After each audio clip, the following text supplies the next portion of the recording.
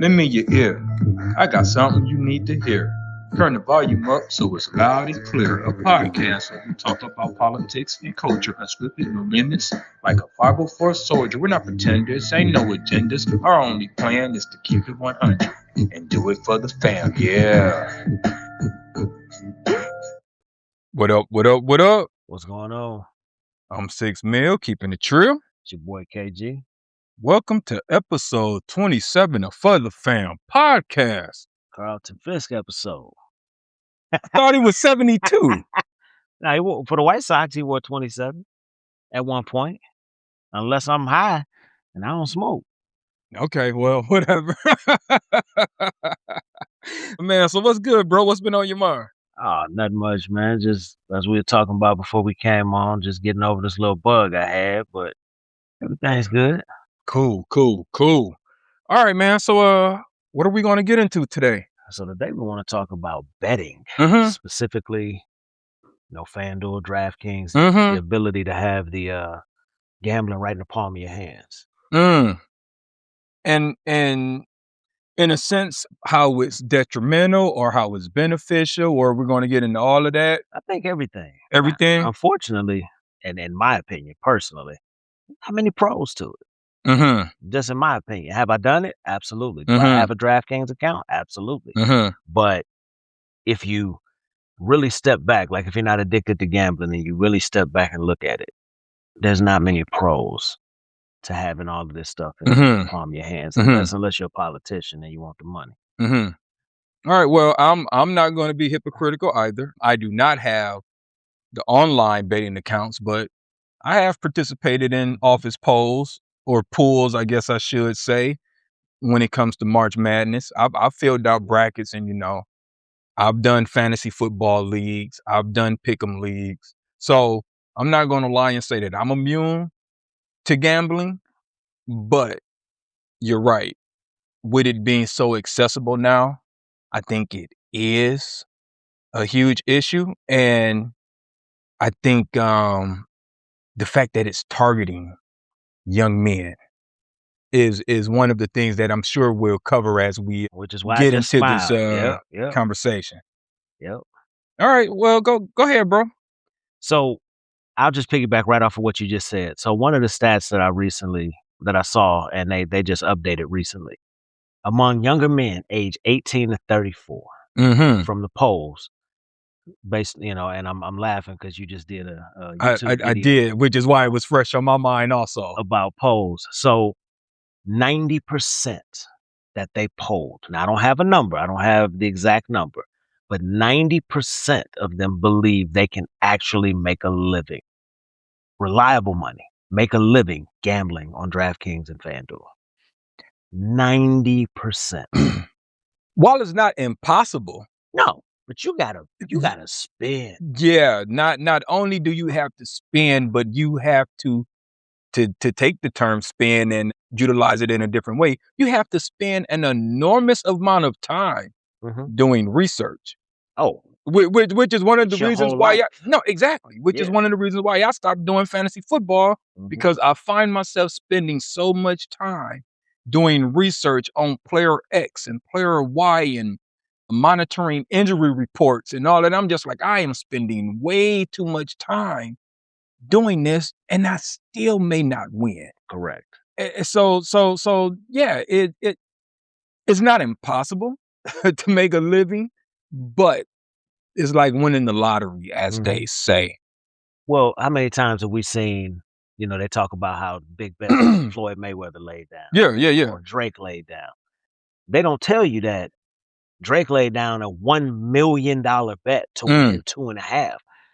You putting down $20. You're going to win 50. And if you win, you know what that does? That dopamine kicks in. Shoot, I won that. Right. Maybe I can win 200 next time. Right. All right. So we'll probably end up reading a lot of stats during this conversation. Of course, we'll have our own opinions, but we actually try and be factual. So we're going to rely on stats for a lot of this conversation, or at least I am. So don't be annoyed by the fact that there's going to be some reading done during this episode. You should be happy the fact that there's stats, because stats show you that there have been studies done. Correct. Because we're just sitting up here jaw jacking, and it's just an opinion based. Correct. Episode. Correct. And no one likes to listen to anyone speak from the book of opinions. Right. All right. So anyway, let me get into some of this financial data. Studies have found a direct correlation between the legalization of online sports betting and a decline in household financial health. Basically meaning some of these fools are gambling away their rent money, light, gas, grocery, putting themselves in a financial bind, like you said, thinking that they're going to win big. And really all you're doing is putting your family or your living situation in peril. So I'm gonna let you continue, but I want to add something to that. There has been a bankruptcy spike. It shows 25 to 30% increase in bankruptcy filings within the first 3 to 4 years of the apps going live. That's where I was going next. so yeah, that's cool. That's exactly where I was going next. Let's see here. What about some of the psychological and health risk? So I just had that. So unlike a casino, you got chips in front of you. There's visual. I got one damn chip left to play. Let me go ahead and play this chip and get the hell up out of here. Yep. When you're dealing with these apps, it's not visual. You wake up in the middle of the night and place a bet. Your card is attached to it. Your credit card is attached to it. So there's no chips in front of you telling you, hey, you can't afford this. Right. Leave it alone. Right. And something else I saw this morning, a lot of these apps, they don't look like financial transactions, because that's what they are. They're financial transactions. They look like a game. They look flashy and fancy because it's the dopamine. It's kind of like, and I hate to compare it to like Candy Crush. Remember when Candy Crush came out? Like you had news stories of people playing Candy Crush for 2 and 3 days straight. Well, yeah, it's designed to be addictive. Yeah. It's designed to be appealing. So yeah, there is that aesthetic that makes you always want to be involved. And what we were saying about the accessibility, it's at your fingertips at all times. So you could be having a conversation with someone in the office. Hey, such and such got hurt last night. They out for the season. And then you pick up your phone and now you placing bets on, tonight's game based on that information. May not even be real. And you can hide your addiction to gambling when it's on your phone. Yeah, for sure. Especially if you're a single person. For sure. Now, your spouse will real quick, hey, yo, what happened to the money? Yeah. If you're a single person, it's so fast, so easy to go into debt, especially if you're not doing your research. Correctamundo. Let's talk about some of these mental health disorders. Problem gambling is linked to higher rates of depression, anxiety, and low self-esteem. In a 2025 survey, 76% of student gamblers reported experiencing stress and anxiety related to their betting. Research indicates that the brain's reward system, which is that dopamine that you were just speaking of, can be altered by frequent betting. Features like losses disguised as wins and all of that kind of stuff to ease you into thinking, yeah, you just lost, but it's not that bad. Well, another thing that's buried in the fine print to a lot of these things: bet here, get up to $250 back on your if you lose. Well, that $250 goes as a credit. Yep, I've been there, so it goes as a credit, and if you win, they taking that $250 back before you get your payout. Right, you get to keep it. But you have to bet a certain amount of times before you're even eligible to pull that $250 out. Oh, so they getting it back either way. Correct. So even if you're winning, you have to keep betting. Yeah. Just to get any of that money back. Interesting. But it's buried in the fine print. Sure. The devil's always in the details, as they say. Let's talk about suicide risk. The World Health Organization, too, for lack of a better terms. That always made me laugh. And other public health entities have noted that individuals with gambling disorders are significantly more likely to experience suicidal ideas. One study found they are 15 more times likely to die from suicide than the rest of the population. There's also the 1 in 5 rule. The National Council on Problem Gambling reports that one out of every 5 people with a severe gambling addiction will attempt suicide. Not that it's successful, but will attempt it. 1 out of 5. 1 out of 5 people with gambling addictions. Yeah, that's crazy, bro. Let's talk about some of this prop betting stuff. It got me. I ain't gonna lie. So we spoke about this in our conversation earlier this week. Is it ruining the integrity of sports? It can. It can. Mm-hmm. Because you could easily, when you and I were growing up, there's a couple stories from the 90s of, I think it was at Arizona State where they threw the game and it was huge. There's a 30 for 30 on it. Now, as you and I were talking about Terry Rozier, if over and under is 13 points, I got 12. Twist my ankle. Right. I can miss a free throw. Right. And nobody would ever be the wiser. Right. As long as there's not a huge abundance of money on that prop. And the what makes it easier to hide, quote unquote, is the fact that 13 points may or may not even determine the outcome of the game. Right. It'd be a 20, 25 point blowout. No, exactly. Right. So at that point, you can disguise that you're actually in cahoots with the betting system by, like you said, missing a free throw, faking an injury, just passing up open shots. All of these things just so you don't exceed that 13 points. Commit fouls so you get taken out. There's so many ways that one can affect just their personal statistics without affecting the outcome of the game, which, in my opinion, definitely has an effect on the integrity of sports.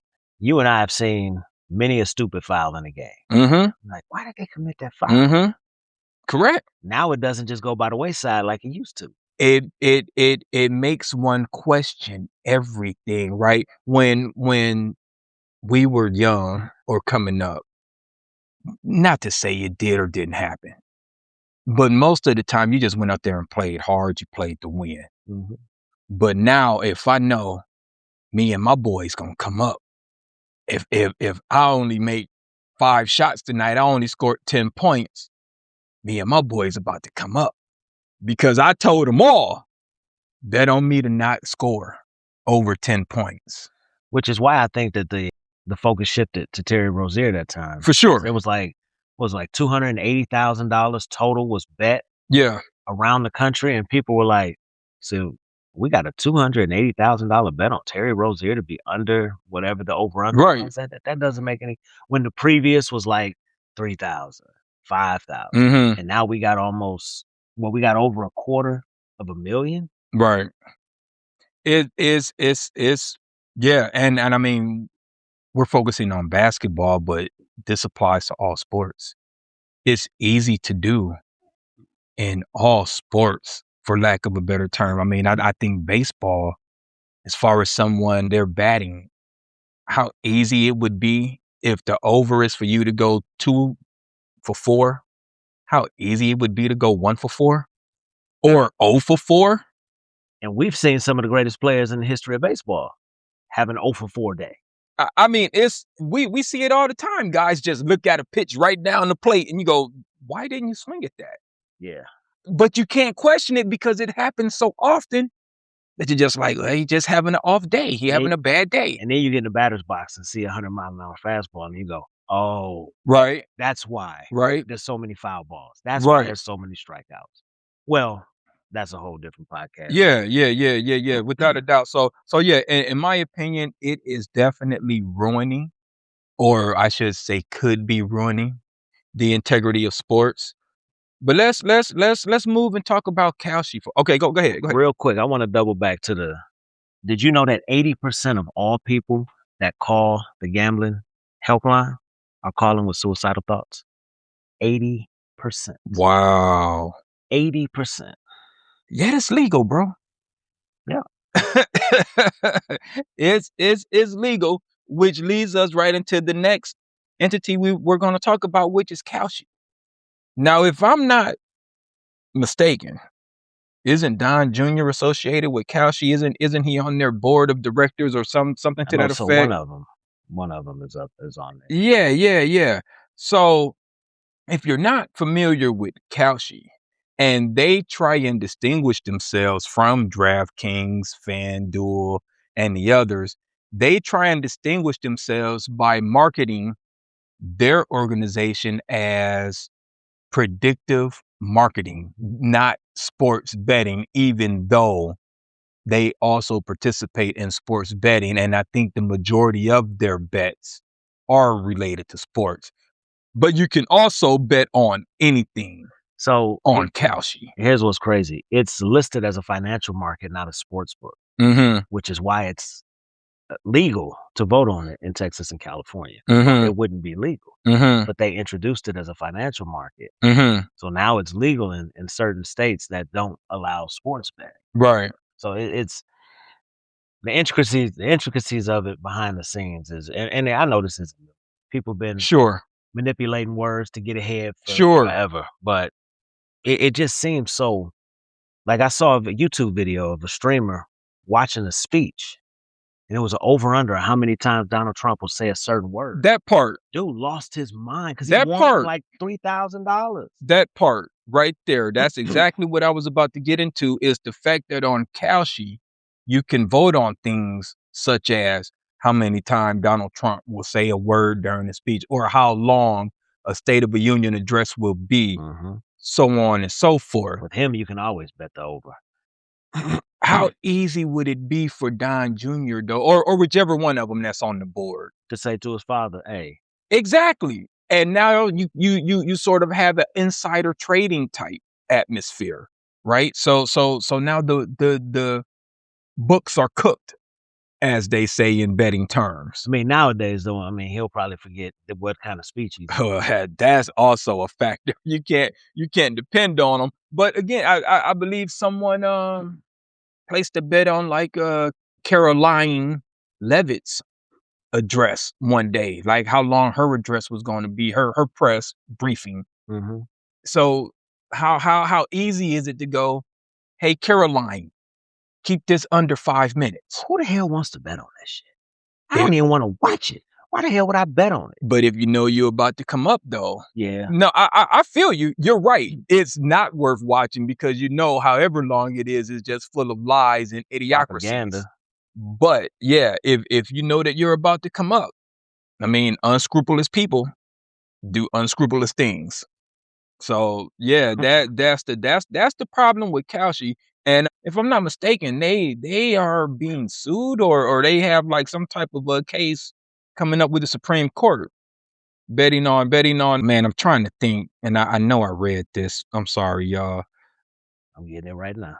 I think is something related to basically the insider trading part of it, and what you were saying about California and Texas and whatnot. So, sorry, y'all. Oh yeah, there's a. So yeah, they're in trouble. They're in legal. Oh my God, they're in legal trouble. Yeah, there's actually quite a few. A lawsuit from this month says a unique lawsuit was filed in California alleging Kalshi was ghoulish for allowing people to trade on the death or survival of world leaders, specifically regarding the supreme leader of Iran. The lawsuit claims this crosses the line from market research and a disturbing public interest. And also is the fact that they were marketing towards college students, right? Is it something? And I think that may be the case that I'm thinking of. Is they're in trouble for marketing their site towards college students who are already in debt and whatever. So they're preying on the young men. I had something about that for DraftKings and FanDuel.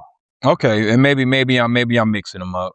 But there's countless stories of college students betting just so they can have food to eat. They got $5. Well, I'm gonna put it on this parlay in this game in a couple hours because that $5 can turn into $100. That $5 can turn into $200. So now they have food to eat. Yeah. Another thing too, going back to the FanDuel and DraftKings, you now have betting where you can just use your face.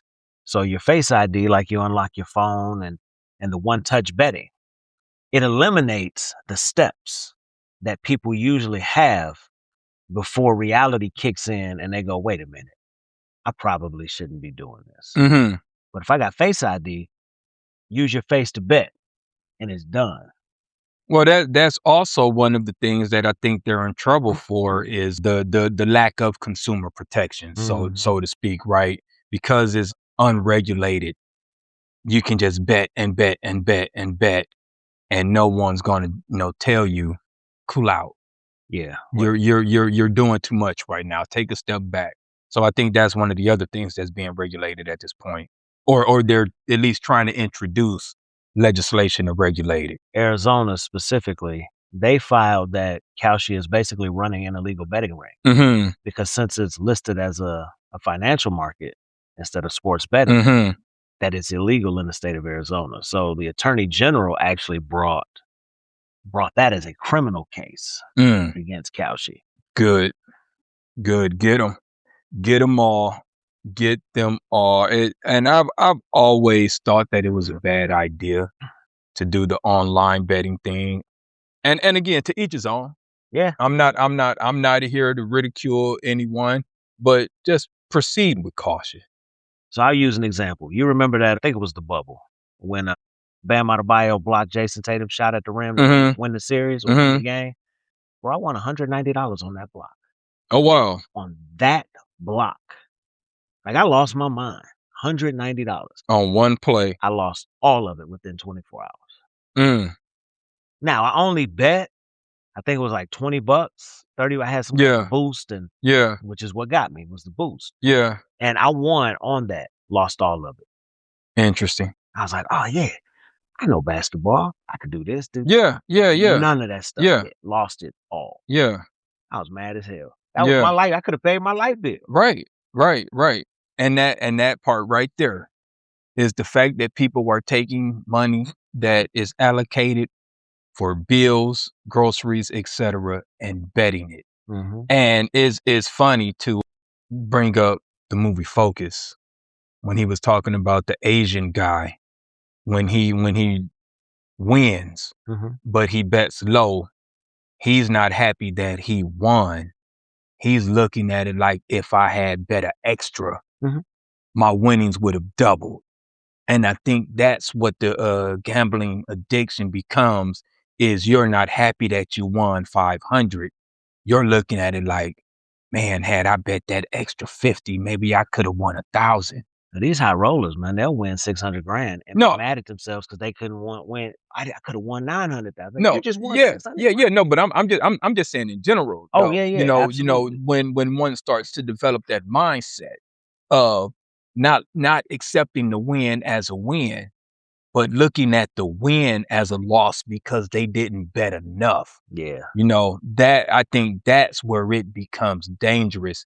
And once you develop that mindset, then it might be time to get some help. Well, next time I'm gonna bet $200,000. That part. Instead of $100,000. That part. Or I'm gonna bet this whole 1,000, knowing you got rent to pay, but I'm gonna bet this 1,000 because last time I only won 500. If I bet this 1,000, then I can win 3,000. Yeah. So that's our discussion, our main topic discussion, y'all. Betting, FanDuel, DraftKings, Kalshi, etc. Proceed with caution. We're not telling anyone not to.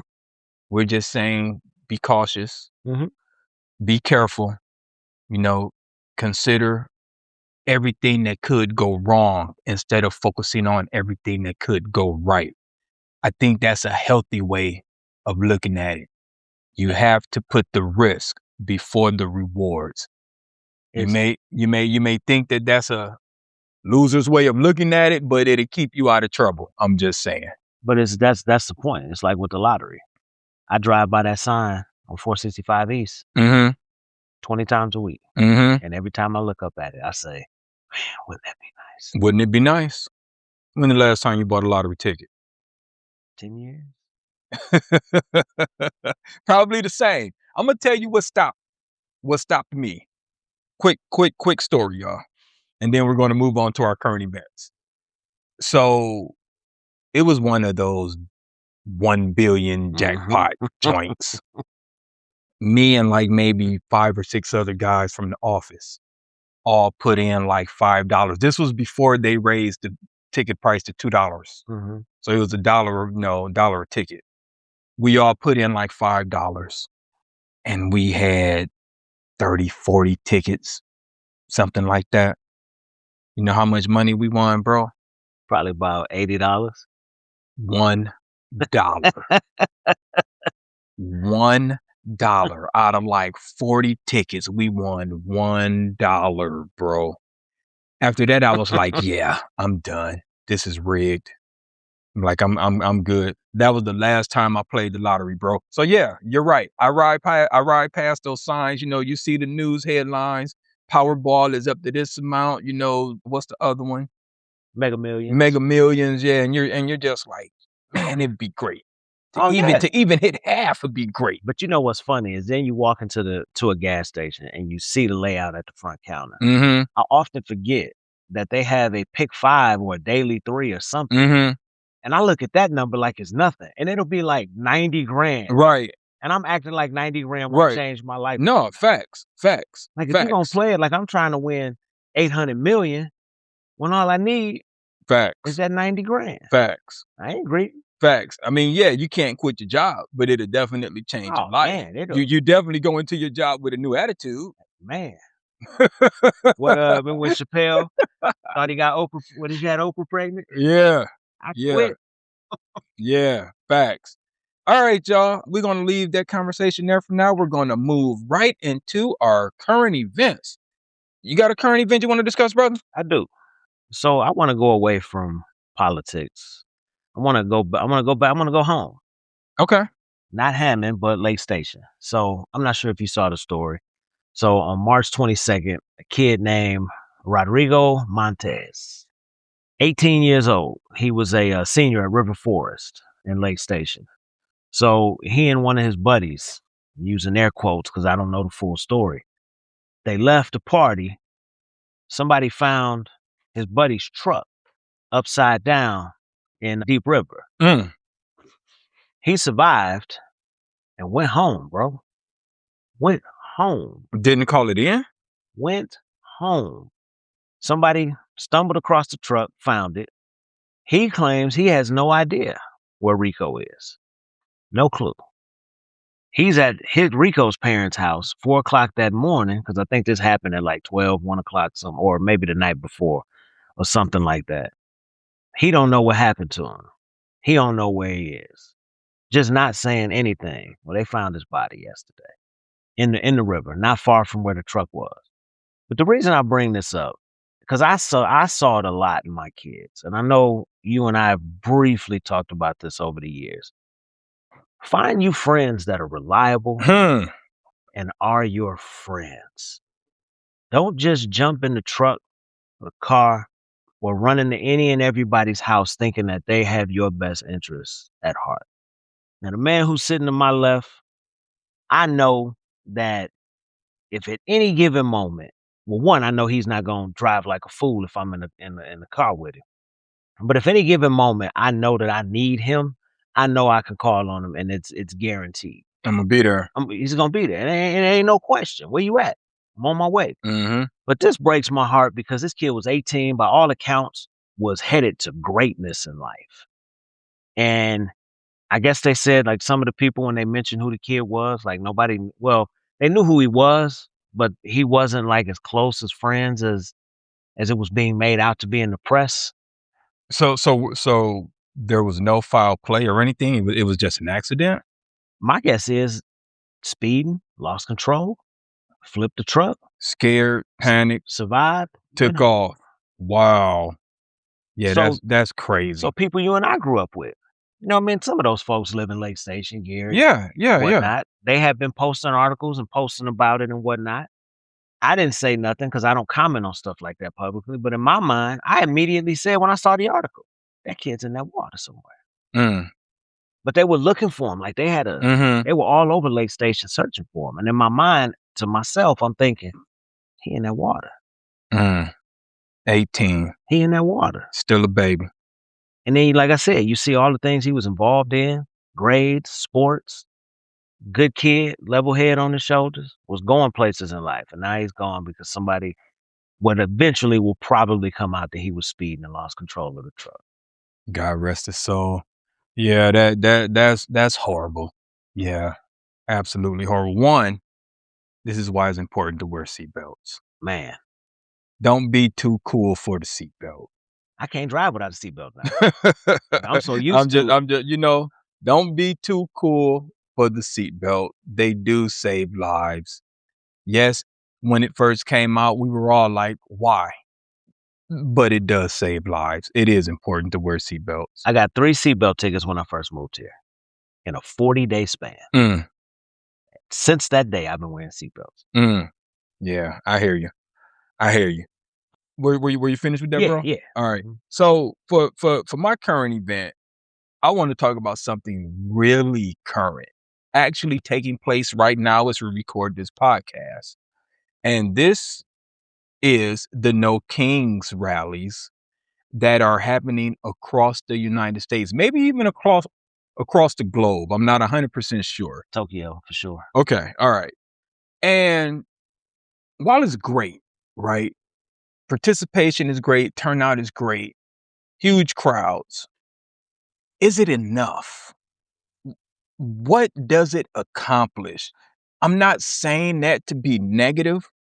I'm saying that because I'm thinking, are we missing an opportunity here? Tomorrow he'll still be president. Next week, he'll still be president. He's not getting impeached because of No Kings rallies. Right. So what are we accomplishing by letting everyone know that we're mad? Okay, that's cool. But what else? Are you registering people to vote, especially considering with the SAVE Act coming down the pipe? This would be the perfect opportunity to register people to vote without the extra rigmarole of having a passport and all the other silly shit that they're trying to introduce to make it harder to register. This would be the perfect opportunity to be out here registering as many voters to vote as possible. And then you won't have to worry about it when the SAVE Act comes. You're like, hey, we just registered another 1 million people. Right. Republican and Democrat. Exactly. Register. Exactly. So, yes, the rally is cool. Yes, we're in solidarity. That's all great. But what action are you doing besides the rally? Do something more. All right. I'm not trying to be negative. I don't want to see a 4th No Kings rally in 2 months without you saying that you got a plan of action besides just getting together and marching in the streets and all this other stuff. Raise money. Because, right. Do something extra. Take initiative. Take another action. Register people to vote. Raise campaign funds for people who are running. Just do something besides getting together and marching and yelling and holding up signs. That's all. I agree 100%. and although I definitely want to see people out and about as you do, there has to be a goal added with that. And correct. There very well may be. Correct. But if it is, let's hear about it. Correct. Exactly. We got social media. Make exactly. it go viral. Get it out there. Have everyone share it and go from there. So, Correct. Every city that's hosting a No Kings rally should have register to vote tables set up where people are getting registered.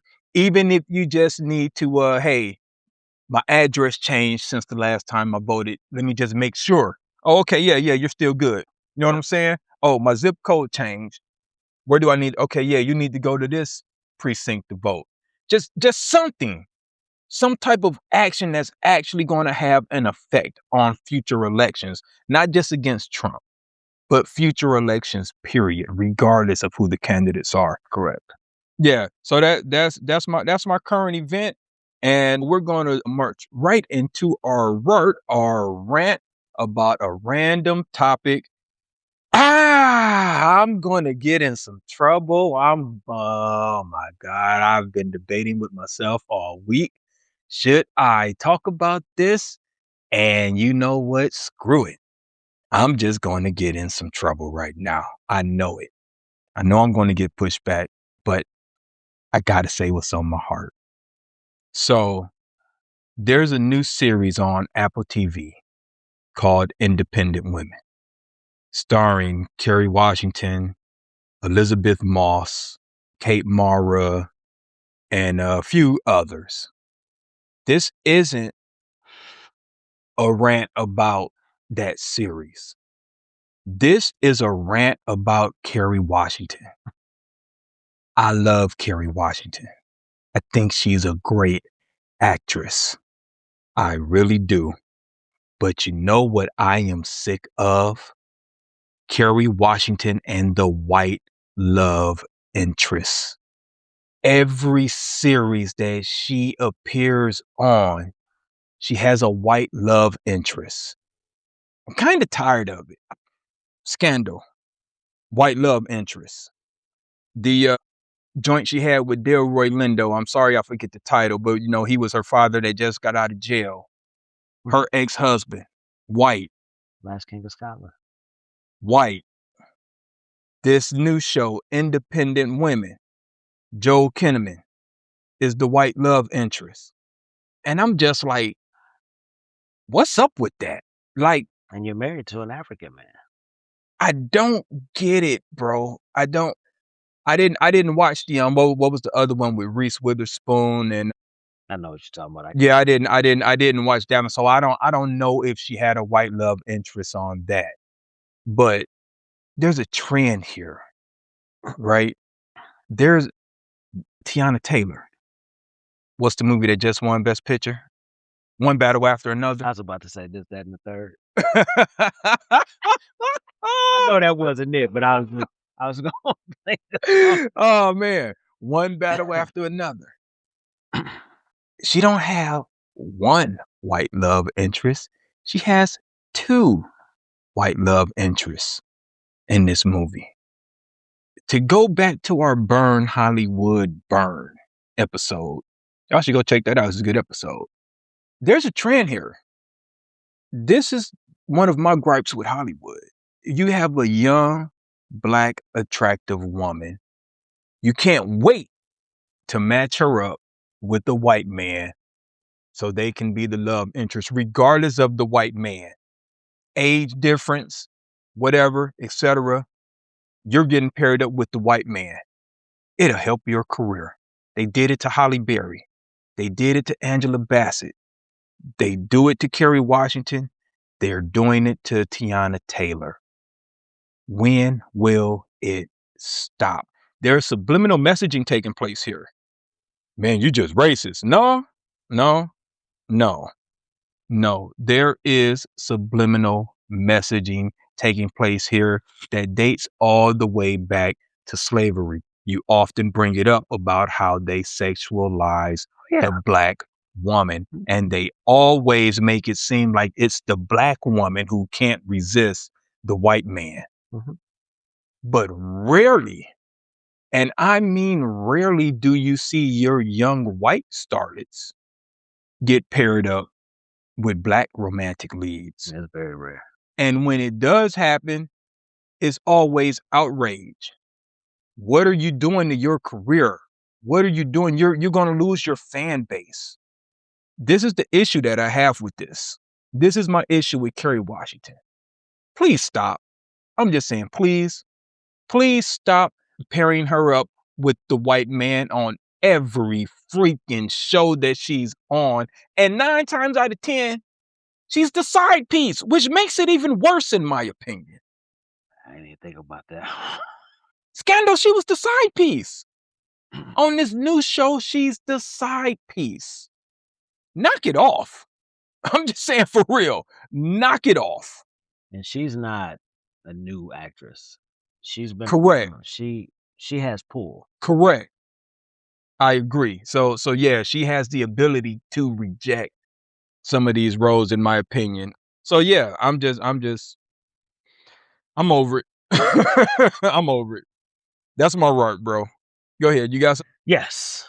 So I want to talk about recent analysis from the Social Security Administration's chief actuary.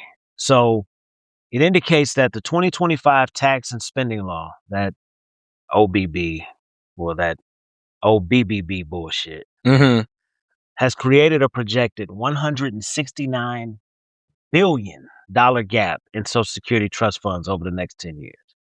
$169 billion.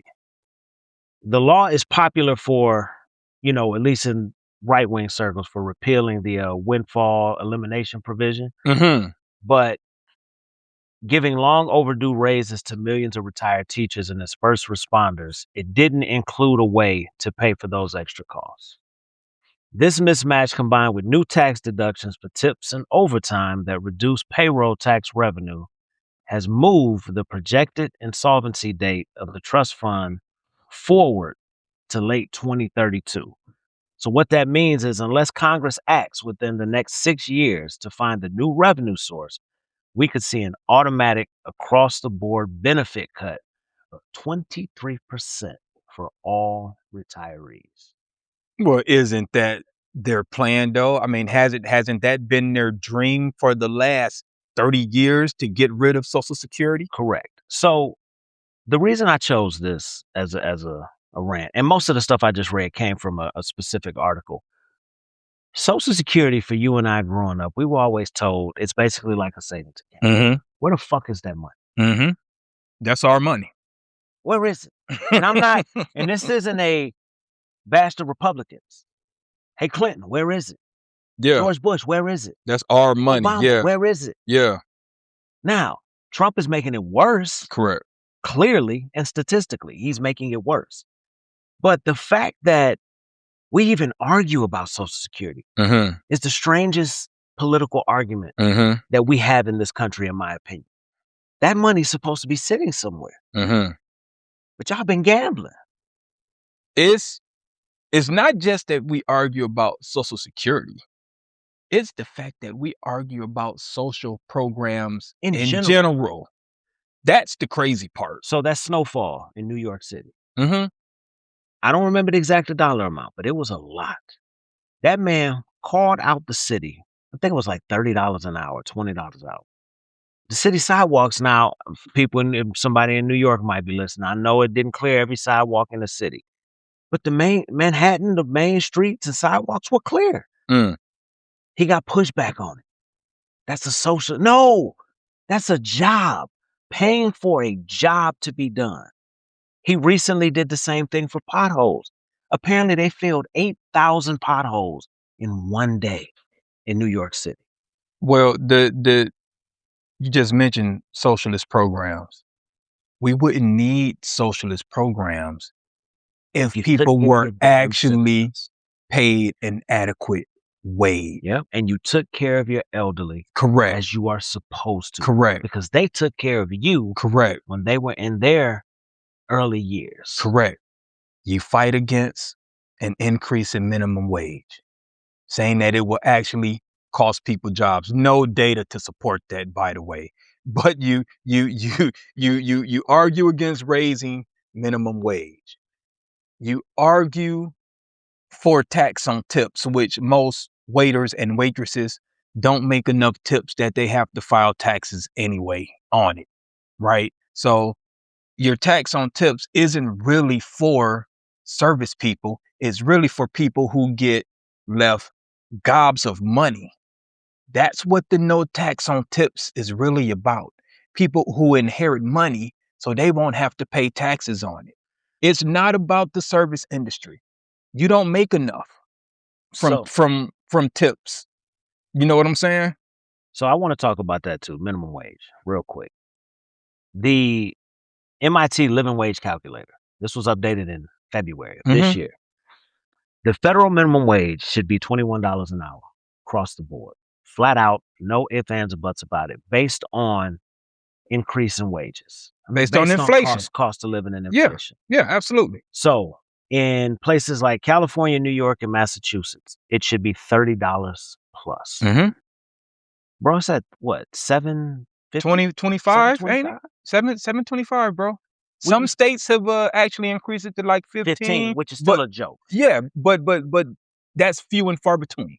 So $7.25 an hour is $15,000 before taxes. 15 grand. My first job, I don't know if you remember what you made as your first job. I made $4.15 an hour. I was about to say, bro, it was $4 and something. Yeah. I want you to remember how long we've been working. All our lives, but yeah.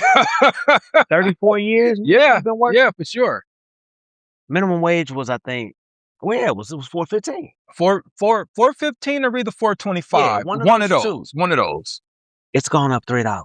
Yeah. In 34 years. Yeah. Bro. Yeah. Yeah. If anybody, I don't care who you support, you can be MAGA, you can be whatever. If you don't look at that and say to yourself, well, that's just wrong, then something's wrong with you in here and in here. Anybody who argues against it, I want them to go try and live off of $7.25. Go live off of for $12. for 3 months. For $12. For $15. Go do it for 3 months. You can't do it. You cannot do it. As a single person, it's going to be tough. So if you add children to the mix, there's absolutely no way you can do it without help. There's no way you can do it without a social net program. You need it. We need it. And it'll make everybody better. We often talk about if everyone was making enough. I'm not saying that it would eliminate crime, but it would reduce crime a lot if everyone just had enough to survive. Think about just the end of the blocks that you and I lived on. And we lived right next to each other, blocks wise. At the end of my block, there was a KFC. At the end of your block, there was a Dairy Queen, and then right across the street was the Burger King. Correct. All of them were closed within 5 years of us leaving high school. That's crazy. What's bro. somebody supposed to work? Because a lot of people we knew worked at that KFC, making decent money. Same as the Burger King and the Dairy Queen. There's nothing there. Sturks is gone. Oh, man. Sturks is gone, bro. So my first job, bro. Yeah. Without that. And mine was across the street. Yep. My point is, could one consider that a food desert at this point? Well, Aldi is right there across the street. Well, and then you got Foods for Less, which is basically Kroger. But before Kroger. But still, that's up by Walmart. Walmart. Yeah. Old Walmart. Yeah. But I mean, you can't walk anywhere. That's my point. Is not in walking distance. It might only be a mile and a half from where we grew up, if that. But if you carry in a bag of groceries, that walk is a whole lot harder. Right. I mean, that's in the Pullman district. Yeah, and don't live on certain streets where we grew up. You really don't have nowhere to go. Correct. Like on the outskirts. Correct. Going north. Correct. There's nowhere. Correct. Yeah, it's a lot, bro. So I don't know. Are you finished with that? All right, man. I enjoyed that actually. All right, y'all. We're going to move into our 5 on the Black Hand Side movie review. And this week we chose Django Unchained. The D is silent. Take it away, my brother. All right. So Django was released on Christmas Day, 2012. It had a production budget of $100 million. It actually ended up grossing $450 million worldwide, which was Tarantino's biggest success. Talking about slavery, go figure. we gonna get into him in a second. So Jamie Foxx, lead character as Django.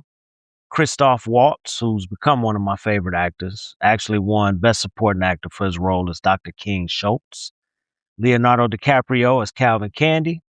Samuel L. Jackson as Steven. The before mentioned Kerry Washington as Broomhill Devon Shaft, Walton Goggins as Billy Crash, and Don Johnson as Bennett, because I'm not calling him what they called him in the movie. You want to ask? Okay, yeah. So we mentioned in our Burn Hollywood Burn video, sorry to keep referencing this, but it's just one of those things. Maybe it was Burn Hollywood Burn. Either way, we mentioned that Quentin Tarantino is problematic.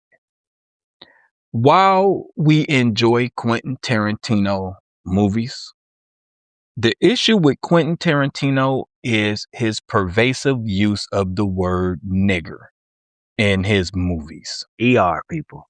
Yeah. And unnecessarily most of the time. Unnecessarily. And I think the number puts it at the word appears between 102 and 110 times in his movies. Now they actually have it broken down. In Hateful Eight, 65 times. Jackie Brown, 38 times. In Pulp Fiction, when he was talking about, does this look like a dead nigger depot? Yeah. Unnecessary. That whole completely unnecessary. So these are the issues. While I enjoy his movies, it's like, bro, knock it off. Like you don't need to just always say nigger, nigger, nigger, nigger, nigger in your movies. It's not cool.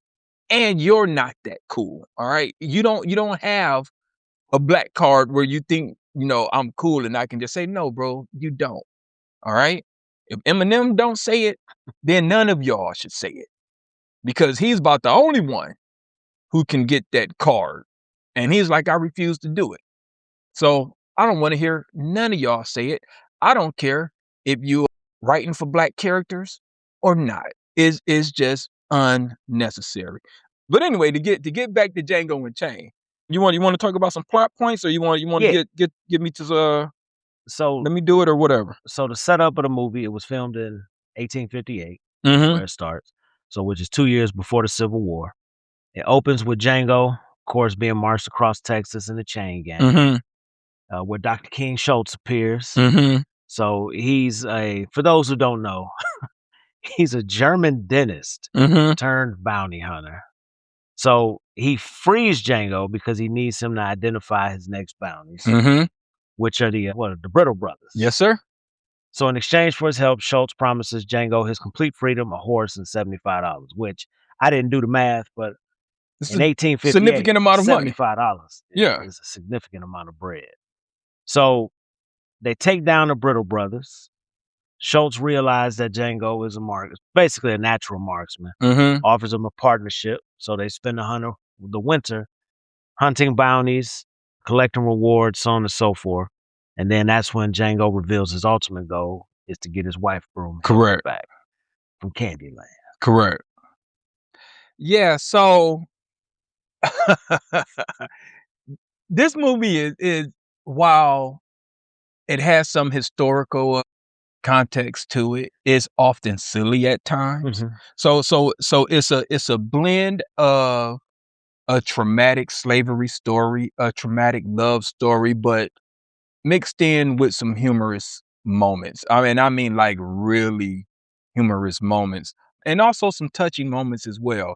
And I think the soft spot that he had for Django was the fact that he was in search of his long lost wife, and the fact that she knew how to speak German. It just sort of hit a soft spot. I think he gave up his life.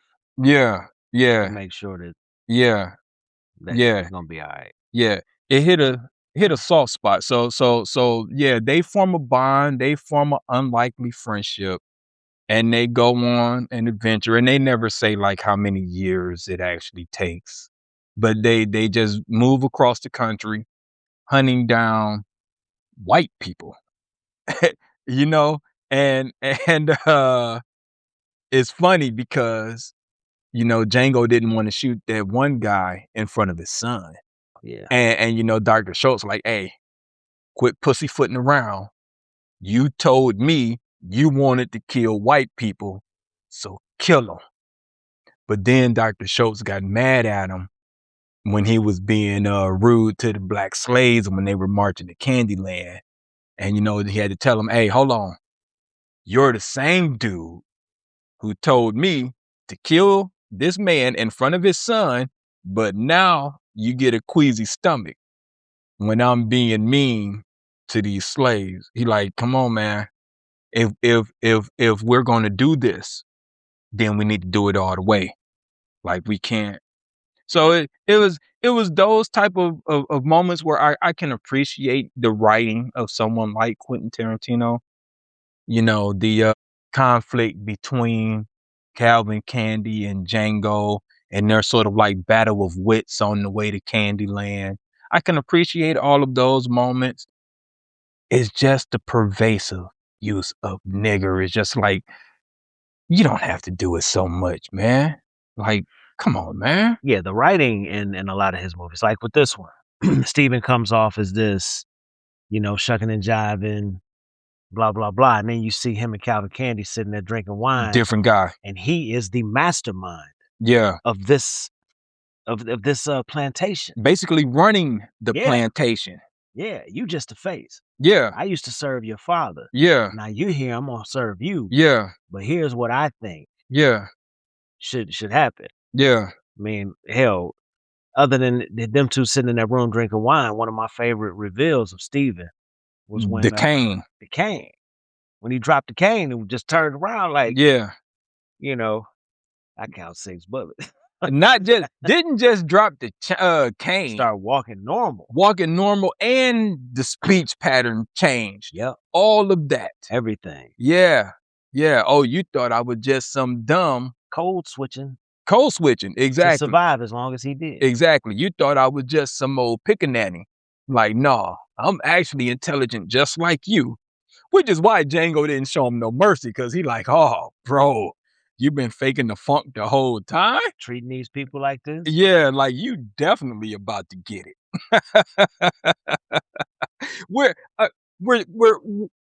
We're trying not to spoil the movie for anyone who hasn't seen it, but you really should go check it out. Did Leo win? Mm-mm. But he got nominated. Mm-hmm. Yeah, he didn't win until he was fighting the bear and did nothing have but a couple words. He should have like 5 Oscars at this point. Schultz won. He won Best Supporting Actor. Best Support, okay. And then did Jamie get nominated? I don't think so. Jamie didn't even get nominated, and Samuel Jackson didn't get nominated either. So only Leo and Schultz got nominated. I don't even know if Leo got nominated for this one. I can't remember. He's been nominated so many damn times. Yeah. For some reason, I was thinking he got nominated for Best Lead. I don't know. It's not important. But you're right. Christoph did win for Django Unchained. So yeah, like we were saying, there are some touching moments. There are some comedic moments. There's some action. Dude, that KKK scene, hilarious. Who cut these holes in these masks? My wife did. Man, hilarious, bro. Hilarious. That don't ask me in mine for nothing. I'm going home. Him and Jonah Hill. Why do I keep forgetting Jonah Hill's name? Yeah. I always want to call him Seth Rogen for something. Yeah. I can see that. Yeah, I don't know. Yeah. Not nowadays though. Yeah, I feel you. So something that stuck out, but nobody really talks about. His outfit. Which one? The blue suit? Yeah. Okay. So I looked up the backstory of it. So it was originally a homage to a 1770 painting called The Blue Boy. So in this movie, though, it was used to basically announce his arrival. Because he picked that outfit out because he didn't know what a free slave dressed. Correct. However, dressing him in aristocratic European clothes that normally white men only announced that he was to be taken serious. Because just as Quentin Tarantino overuses words, he also overdoes it on a lot of other things. Correct. Like the first dude, you got to think about it. When he first came around with that suit on, everybody's response was, "What the fuck is this?" Yeah. But it's an announcement in the movie that he is to be taken serious. He's loud, he's brash, so you can't just ignore me. Especially when they rolled up on Don Johnson's plantation. You think the part in his fro when he first rescued him, do you think that was a nod to Frederick Douglass? Could be. Yeah. Yeah, I always looked at that, I was just like, I wonder if that was like a nod to Frederick Douglass. Yeah. But yeah, even with him riding the horse when they went into that one town and everyone was like, what is going on here? Think about how Samuel Jackson reacted when they seen him on the horse. He couldn't fathom a black man riding a horse. Yeah. Yeah. And there was something else too. His saddle. Man, I found something about that. It was the D branded on the saddle. Basically to show that, he was reclaiming his name. Okay. All right. Yeah. Yeah. That's cool. You like to do the little known facts. At the end, that was actually Jamie Foxx's real horse. At the end when they blow up Candyland. Oh, yeah. Yeah. That was actually Jamie Foxx's real horse when he's doing the tricks and everything. Yeah, he was like, I couldn't get another horse and teach him. So I had to get my own horse in here. So yeah, that was actually a horse from his personal stable at the end of the movie that was doing the tricks and stuff. Because he was going to be obedient. Yeah. It's his horse. Yeah. And he didn't have to, they didn't have to spend their time trying to train him, whatever. So yeah, that's just a little known fact that Jamie Foxx is actually a horse guy. He rides horses in real life and trains them and actually has a stable. I also love the fact that he took Calvin Candy clothes at the end also. Yeah. Yeah. My favorite, and my brother makes this one of my favorite because the way he laughs about it, which I guess is my laugh too. Say goodbye to Miss Laura. Huh? Bam! I said, say goodbye to Miss Laura. Bye, Miss Laura. Man, the way she disappeared. Right. It reminds me of it's either End of the Dragon or Return. When he kicked old boy. Oh, and his head. And his head flew across the screen. Yeah. I think that's End of the Dragon. Man, my brother sent a video of him watching that one time, laughing. Yeah. And since then, I'm like, yeah, that's a funny ass scene. He's like, I said, say bye to Miss Laura. Yeah. Bye, Miss Laura. Blew her ass away. The other thing that stuck out to me was the buck fighting. Yeah. That fight to the Mandingo. Yeah. That is hard to watch, man. And it also illustrates how they really felt about black men. But you know what else is crazy too? Historians actually debate whether or not that was a real thing. And I always say to myself, out of all the shit that they did to us, you're debating that? Right. That's your debate? Right. So what? Wait. So what? They think that it wasn't real because it would devalue them, and the accuracy that they say that there's no definite proof that it used to happen the way that it did in the movie. And I'm like, okay, all right. What the hell do they want? Video evidence? Because as a sport, I guess they're debating whether or not it was an organized sport, like cockfighting. Like they did it like that. And I'm like, so you're debating whether or not these horrible people who had slaves, right, put two of them together, the same people that was raping the wives of these men and having children, right, feeding babies to alligators, alligator bait. You think that they wouldn't stoop that low to make people fight to the death for their entertainment? Yeah, whatever. Whatever. I guess it's time to rate this thing. I'm going to give it 3.5 high fives on the black hand side. I can't go any higher than that because I again, the use of the word nigger I felt was unnecessary, but even though it was probably more realistic than we realized, I really just had a disdain for the Steven character. Oh, and he has said it. Yeah. That character is probably the most hated black man in all of I really just had a disdain. So that's why I can't give this a 5. But I'll give it a 3.5. I still recommend this movie. Go watch it. I like it. You'll enjoy it. But yeah, that character itself brings this movie down. So I got a confession to make before I give I didn't watch this movie until like 2018. Really? I refused to watch it. Really? Yeah. I went to the movies to see it, bro. I just refused to watch it. Just like I've never seen 12 Years a Slave. Really? Nope. I've seen clips. Mm-hmm. I know the Brad Pitt story and all of that. I've seen a bunch of clips, but sit down and watch it. No, I know what happens, but I have never sat down and watched that movie all the way. Interesting. I can't do it anymore. Yeah, I feel you. I'm gonna go with you. Well, you know what? Now, hold on. I want to go back to something we did a couple weeks ago. I talked about Christoph Waltz, one of my favorite actors now. White savior. He's the white savior of this sure. movie. It sure. couldn't just be For sure.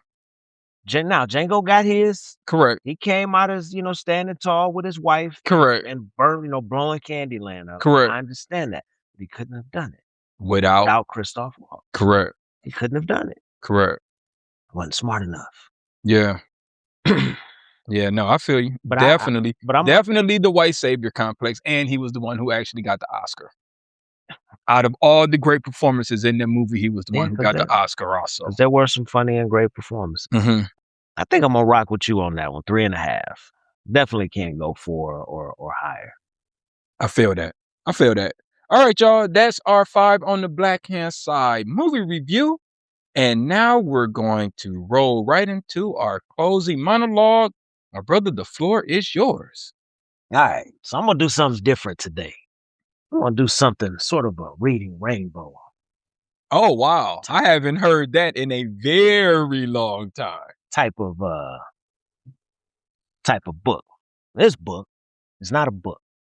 It's a conversation sponsored by our president. All right. Here we go. Hi there. I'm so glad you can join us today. Sometimes the world can feel a little bit scary. People are talking about big things like wars and planes and very expensive buildings. But I want to tell you a story about a pen. You see, the White House used to have these very fancy pens. They cost $1,000. Can you imagine $1,000 for a pen? And the worst part is, they didn't even write very well. Sometimes there was no ink at all. It made me feel very guilty by nature to give them away. So I decided to use my imagination. I called the man, the head of Sharpie. He didn't even know who I was. But I said, I love your pen.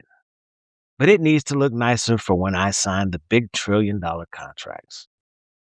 And do you know what he said?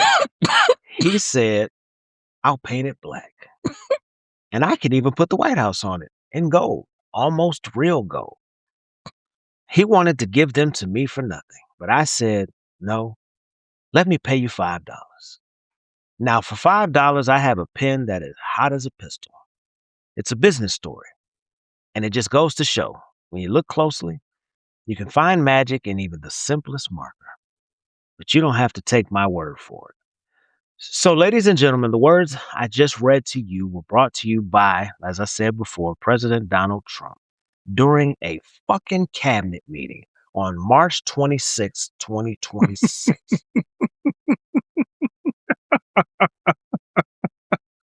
What?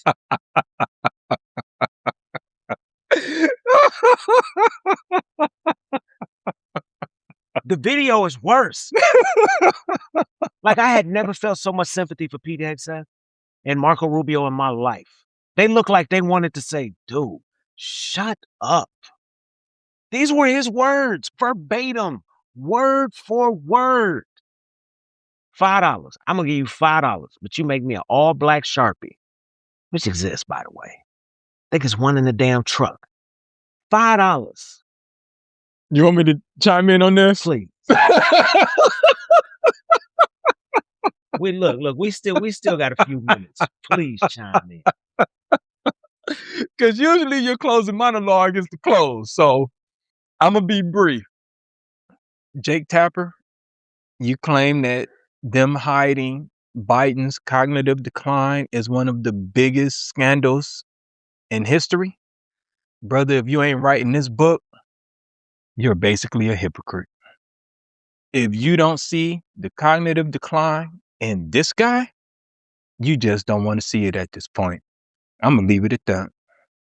All right, y'all. This concludes episode 27 of For the Fam podcast. We hope we kept you guys entertained. We hope we informed you. We hope we made you guys laugh. We want to take this time to thank you for tuning in. And like we always say, please give us a like, a share, a subscribe, and also leave a comment. This helps us grow. This helps us get recognition. With that being said, 6 Mil, keeping it trill. It's your boy KG. And we'll holler at y'all next time. Peace.